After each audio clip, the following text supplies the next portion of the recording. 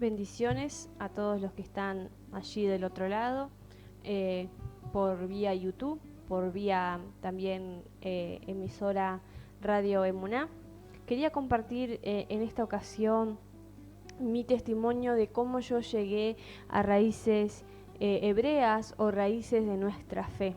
Los que me conocen saben que no me gusta dar nombres, o sea, decir, bueno, yo pertenezco a la denominación tal, o soy pentecostal, o soy evangélica, ¿no? Porque Dios no tiene ninguna denominación, pero sí vamos a decir que raíces hebreas, raíces de la fe, es un movimiento, es una forma de ver nuestro caminar diario, amén. Entonces, hoy 22 de abril, estamos cumpliendo con mi esposo 5 años de casados. Y todo comenzó, ¿por qué digo esto? Porque todo comenzó cuando éramos novios, cuando él empezó yo creo que el Señor le empezó a hablar a él acerca del Shabbat, acerca del día de reposo y cuestionarse acerca de las escrituras, y el Señor lo inquietaba y llegó a inquietarme también a mí. Yo si bien conocía de la palabra desde muy pequeña, conocer, vamos a decir, entre comillas, ¿no? Había ido a escuelitas bíblicas, acompañaba a mi mamá a la iglesia, me gustaba. Y luego llegó la adolescencia, que muchos jóvenes, adolescentes, sufren y tienen que pasar estas cosas. Quizá a otros no las pasan, pero yo pasé la temporada de la adolescencia rebelde con mi madre, y era una rebeldía. Entonces, por más que conocía, entre comillas, a Dios, conocía de que mi mamá siempre estaba perdón, diciéndome la Biblia dice esto, Dios dice esto, ¿no? Y mi mamá siempre, yo siempre le decía, ay, vos parecés enamorada de Jesús porque y la Biblia, ¿no? Pero benditas sean las madres que siempre están recordándote la palabra, porque cuando yo iba a cometer algo o hacer algo que sabía que estaba mal, que no era correcto, siempre me venían las palabras de mi madre. Venía como, están los dibujitos que aparece como el diablillo en el hombro, y del otro lado, del otro hombro aparece el angelito que te dice qué hacer, y el otro que te diga, dale, hacelo. Pero siempre estaba eso, y cuando iba a un baile o tomaba o me quería emborrachar, siempre estaba eso resonando, y al final nunca disfrutaba eh, los placeres, vamos a decir, porque siempre estaba esta palabra. Entonces, bueno, seguí pasando mi juventud, mi adolescencia, perdón, porque tengo 27 años, todavía no soy tan adulta, pero seguí pasando hasta que un momento me había cansado de mi propia rebeldía, me había cansado de discutir con mi madre, me había cansado de que todo me saliera mal. Entonces yo le dije al Señor cuando tenía 20 años, le dije, bueno, si te sirvo para algo, haz algo con mi vida, o si no, sácame de esta tierra. O sea, en otras palabras, llévame, me quiero morir, ¿no? Porque realmente era tanta la desobediencia, era tanto el vacío que yo tenía en mi corazón. No me crié con un papá, pero entonces eso llegó a convertirse en un vacío, que yo creo que a muchas jovencitas o a muchos varones también tienen ese vacío de la falta de un padre. Si bien hay gente que tiene el papá presente, ¿no? Pero no ha estado presente en ciertas circunstancias. Quizás el papá trabajaba mucho, estaba en su casa, pero no de la forma que los hijos querían. Y eso va llevando un vacío, un vacío, un vacío que nadie lo puede llenar. Ni un papá hecho de carne y de sangre, sino un papá celestial. Entonces, a los 20 años decidí, después de 3 intentos de bautismo, que siempre quería retomar, y bueno, y siempre estaba los noviazgos, y bueno, y Dios sabía que yo aún no estaba lista para bautizarme. Yo una vez fui sincera con Dios y le dije, y a las personas que estaban haciendo bautismo, mirá, yo no me quiero bautizar porque hay cosas que no quiero dejar y que sé que me cuestan dejarla. Entonces sabía y conocía que era una responsabilidad grande, ¿no? De no fornicar, de no mentir, ¿no? Entonces a los 20 años decidí bautizarme y ahí yo le dije al Señor, digo, bueno, voy a decidir seguirte.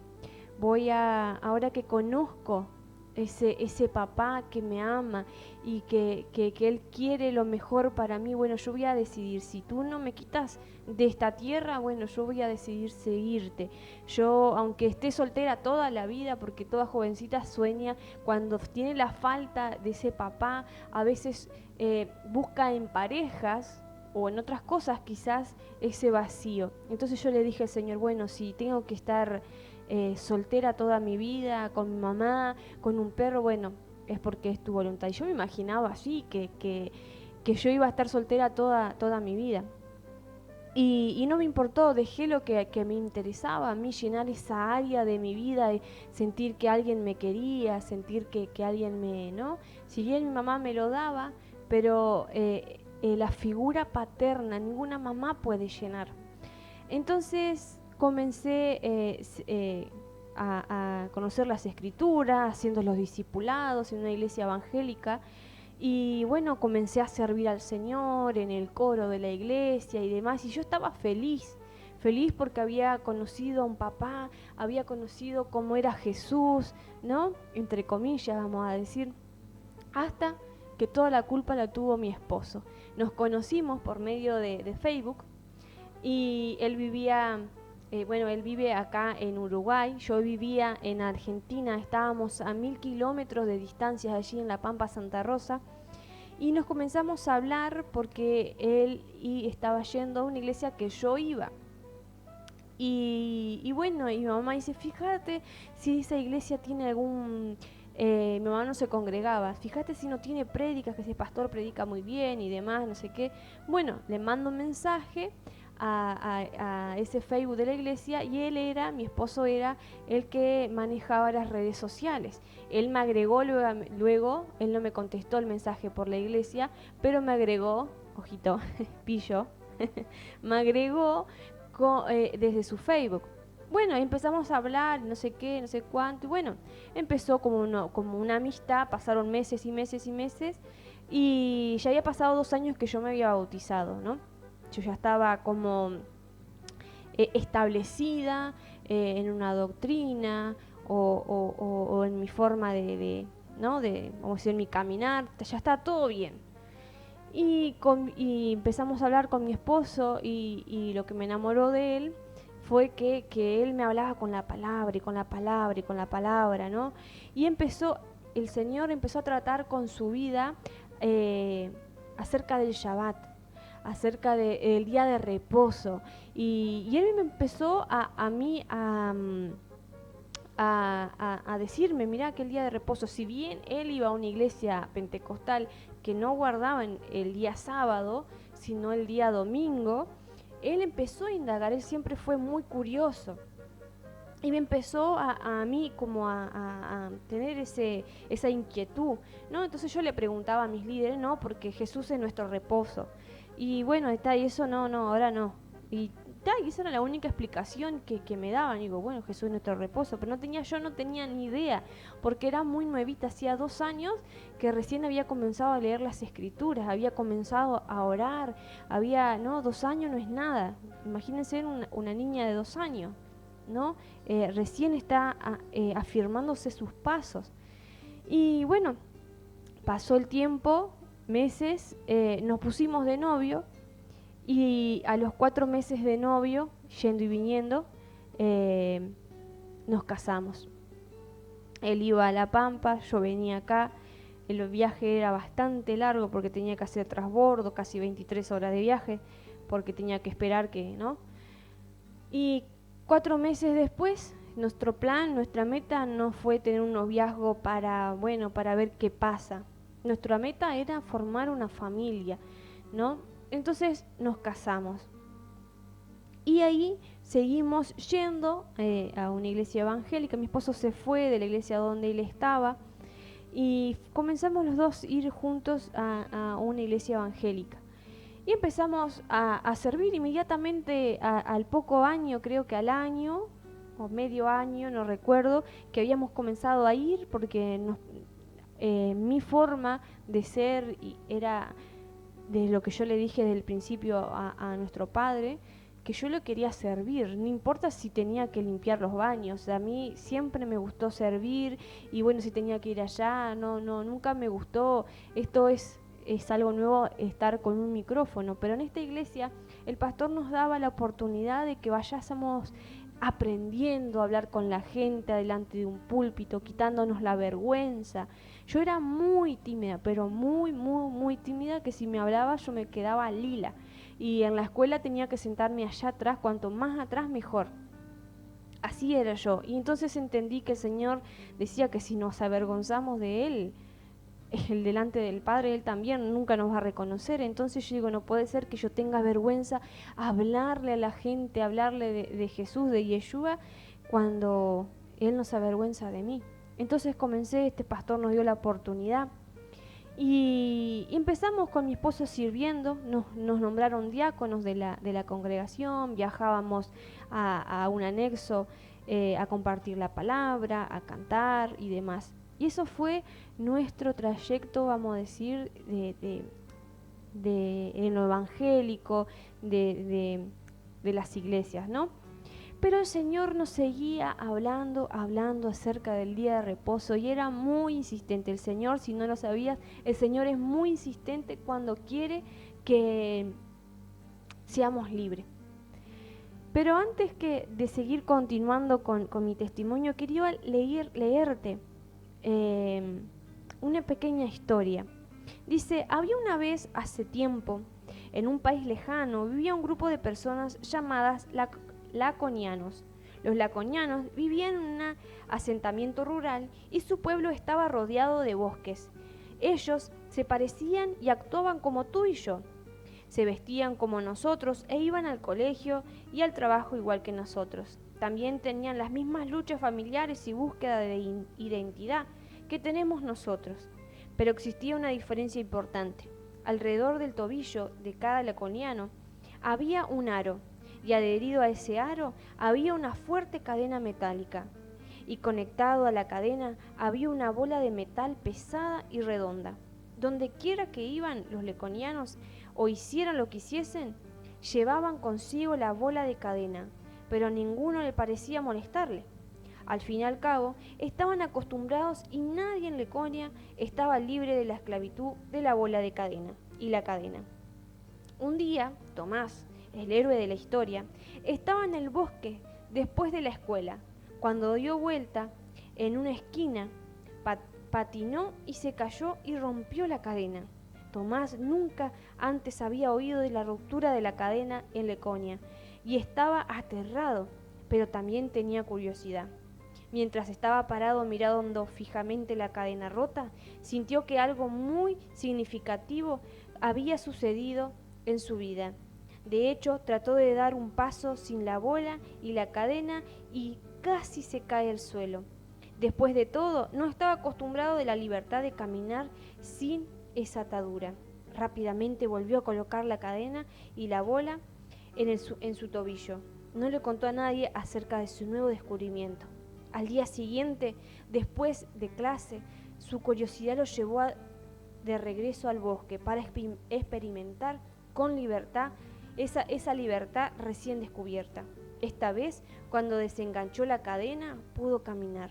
Sí, al principio fue bastante temblorosa, pero prontamente aprendió a compensarlo. En pocas horas estaba corriendo y saltando y hasta tratando de trepar a los árboles del bosque. Cada día después de clase se encontraba en el bosque, libre para experimentar la vida de una forma diferente a cualquiera en Laconia. Decidió compartir su secreto con su mejor amigo. Un día después de clase llevó a su amigo al bosque. Él le mostró su nueva libertad, pero su amigo le respondió diciendo: no seas diferente. El que es de Laconia una vez, siempre será laconiano. Sé feliz con lo que posees. Esta respuesta solo agregó más combustible al fuego de Tomás. Él sabía que tenía que mostrar a todas las personas de su pequeño pueblo que podía ser liberadas. Un día de primavera, cuando todo el pueblo estaba afuera, Tomás tomó la bola y se colocó debajo del brazo, y luego corrió y brincó a través de la ciudad. Quería mostrarle su gozo y su libertad a la gente de su pueblo. La respuesta de ellos fue una conmoción. Se burlaron de él, lo regañaron y lo desafiaron a que no fuera diferente. Hasta su familia le ordenó convertirse en una parte normal de la comunidad y ponerse nuevamente su cadena. Ahí mismo Tomás supo que, desde que había experimentado esta libertad, nunca podría elegir nuevamente algo secundario. Para Tomás, la mediocridad estaba fuera de cuestión. Él elegiría ser diferente, y fue diferente a partir de entonces. Qué impresionante esta historia. La palabra nos dice: y conoceréis la verdad, y la verdad os hará libre. Aquí Tomás descubrió que podía ser libre de las ataduras, de las cadenas, de esa bola que pesaba. ¿Y qué quiero decir con esto? ¿Qué tiene que ver esto con mi historia? Que a medida que nosotros nos íbamos metiendo más en intimidad con el Señor y decíamos, bueno, te quiero servir, ¿no? De todo corazón, heme aquí, Señor. El Señor seguía insistiendo con el día de reposo y seguía insistiendo. Y empezamos a descubrir otras verdades. Empezamos a descubrir cómo era Jesús, cómo era Yeshua. Comenzamos a conocer su verdadero nombre, el nombre que fue dado en el idioma hebreo, que luego fue transliterado, ¿no? Y entonces que hoy lo conocemos como Jesús. Entonces hay un video muy famoso en internet que se llama Crisis de Identidad. Me siento muy identificada con el título, Crisis de Identidad. Cuando el Señor nos empezó a mostrar esto, a decir, bueno, mi nombre no es Jesús, mi nombre es Yeshua. Mi nombre no es Jehová, mi nombre es Yod Het Vai Het, que significa Yahweh, que se le agregaron las vocales. Entonces yo dije, me encontraba, hacía 2 años que nos habíamos casado, 1 año y medio, 2 años. Me encontraba que yo estaba lejos de mi mamá, estaba lejos de mis hermanos. Y me encontraba en un lugar que ahora mi familia iba a ser mi esposo y bueno, y mis futuros hijos. Y me sentí en una crisis. Digo, ¿cómo es esto? Y ahora ¿a quién clamo? Pero si si Jehová era mi padre, ahora tampoco no se le puede decir, yo me acuerdo cuando empezamos esto, no se le puede decir más Jesús porque Jesús significa caballo. ¡Jua!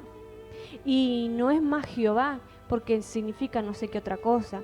Y no se le puede decir Dios porque se tiene que decir Elohim. Entonces una noche entré en una crisis literal, una crisis, como un ataque de pánico, porque yo digo, ¿y ahora a quién clamo? Mi papá, es como que me hubiesen dicho, bueno, tu mamá no se llama Estela, o tu papá no se llama Antonio, se llama Fernando. Y yo digo, pero ¿y ahora? ¿Cómo? En mi nombre, decía Jesús, ¿no? En mi nombre. ¿Y ahora cómo hago? Entonces fue tanto que no habíamos escuchado. Y yo digo, me entró y ahora, ¿quién soy yo? ¿Quién soy? ¿Cuál es mi identidad? Entonces lo que Jesús no quería, Yeshua no quería enseñar era, conoceréis la verdad y la verdad os hará libre. Aunque para ese momento yo había entrado en una crisis que no sabía, ¿no? Yeshua, Jesús, me enseñó que aunque yo lo llamara Jesús, Él sabía a quién, porque no vamos a decir, bueno, ahora todas las personas que fueron salvas en el nombre de Jesús, ¿a dónde fueron? No, ellos fueron salvas, ellos fueron conocidos, ellos aceptaron el nombre de Jesús, que Él era su Señor y Salvador. Y entendí la historia de José, que José, él fue a Egipto, ¿no? Y le cambiaron el nombre, y él fue a Egipto por un propósito, para salvar al pueblo. ¿sí? Y en Egipto le cambiaron el nombre por Sefnat-Paneah. Entonces, él se llamaba José. Los íntimos conocían que él se llamaba Joseph, José. Y los demás conocían su nombre secular, vamos a decir, porque Egipto representa al mundo, ¿no? Así conocimos nosotros a Jesús. No hay pecado que porque le digamos Jesús. Hay gente que dice, no, muy linda la prédica, pero dicen el nombre pagano. No, no es un nombre pagano. Se lo conoció así. Y si la gente necesita conocer de Jesús, del Salvador, de Yeshua, se lo puede decir Jesús y Yeshua hasta que ellos se acostumbren a llamarlos por su verdadero nombre. Entonces, empezó con esa crisis de identidad. ¿Y ahora qué hago? Y no. Y no podés decirle más Jesús. Tenés que decir Yahshua. ¿No? Me acuerdo que al principio le decíamos Yahshua, ¿no? Y después entendimos por el idioma que es Yeshua. Y bueno, entonces todo fue un ¿no? Y bueno, el Señor seguía insistiendo en el día de reposo. Y aquí mi esposo es mecánico, él trabajaba los sábados también. Y un día salió una ley aquí en Uruguay que los mecánicos y los metalúrgicas, si querían trabajar los sábados, tenían que pagar a los empleados el doble. Entonces decidieron cerrar los sábados, trabajar más horas en la semana. Entonces, por obra de la mano de Dios, los sábados le quedó libre.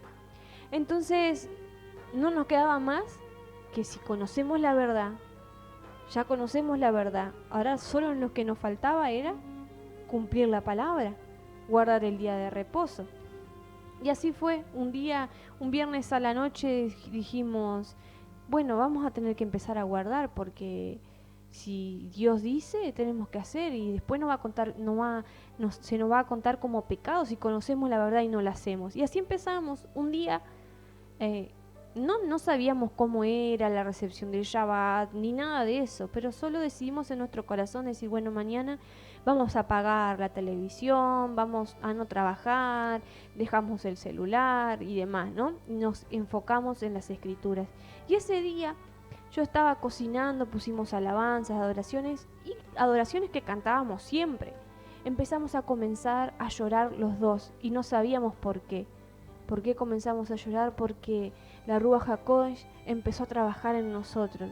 Nosotros le dimos la bienvenida en ese día de reposo. Jesús, Yeshua, es nuestro día de reposo. En ese día le dimos bienvenida y lo homenajeamos a Él. Le permitimos que Él descanse en nosotros y que dejásemos nuestras cargas a sus pies. Y así seguimos avanzando, hasta que un día teníamos que o seguir las costumbres de la iglesia tradicional, evangélica, o seguir el camino que Dios había trazado, así como Tomás.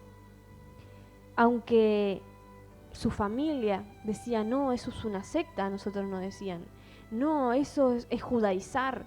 ¿Ustedes qué se quieren judaizar? Se tienen que ahora se van a circuncidar y que esto y nos daban y nosotros seguimos. Decidimos apartarnos bien de la congregación donde estábamos y le comentamos al pastor y bueno, no podíamos estar compartiendo la palabra sabiendo esta verdad y si ellos no querían cambiar, tampoco nosotros podíamos cambiar porque solo el que puede cambiar las vidas es nuestro Padre, ¿no? Es la Ruach HaKodesh. Entonces así fue el testimonio de que nosotros empezamos a caminar en esto de las raíces de la fe. Empezamos a conocer, a mí no me costó tanto el cambio de doctrina, sino la identidad. Yo que había sufrido la ausencia de un papá, y después me dijeron que no, que este papá no se llamaba como me habían dicho, ahora me mostraron un Dios, un Padre, pero un Padre mejor que el de antes. ¿Por qué mejor que el de antes? Porque antes nos decían porque el Dios del antiguo pacto es un Dios malo y ahora solo no, Él es un Dios bueno, amoroso, desde el principio, desde la creación hasta el final de la creación, hasta que haya cielo y tierra nueva. Amén. Hasta el infinito. Él es bueno y misericordioso. Él nos enseñó con amor y nos trajo con cuerdas de amor. Entonces en esta historia de Tomás, como dice, pero para Tomás la mediocridad estaba fuera de cuestión. Él elegía ser diferente y fue diferente a partir de entonces. Este es mi testimonio, hermanos, y quería que ustedes se animen, si están escuchando y han escuchado de las raíces de hebreas, no tengan miedo. Ustedes siempre tienen que investigar, no se queden con lo que dice una persona, investiguen hasta que el Señor los hará libre. Conoceréis la verdad y la verdad os hará libre. Así que le dejo con este testimonio y nosotros seguimos creyendo. Ahora ya hace 3 años, 3 o 4 años, no recuerdo bien, que estamos en esto y seguimos aprendiendo. Pero el Señor tiene cosas muchísimo más grandes y el Señor nos dice, esfuérzate y sé valiente. Entonces lo dejo con este testimonio y le espero que sea de bendición. Después vamos a pedir a mi esposo que cuente su versión, vamos a decir, su testimonio, cómo fue en persona, en carne propia, lo que era esto de las raíces de la fe. Así que shalom, hermanos, nos vemos. Bendiciones a todos.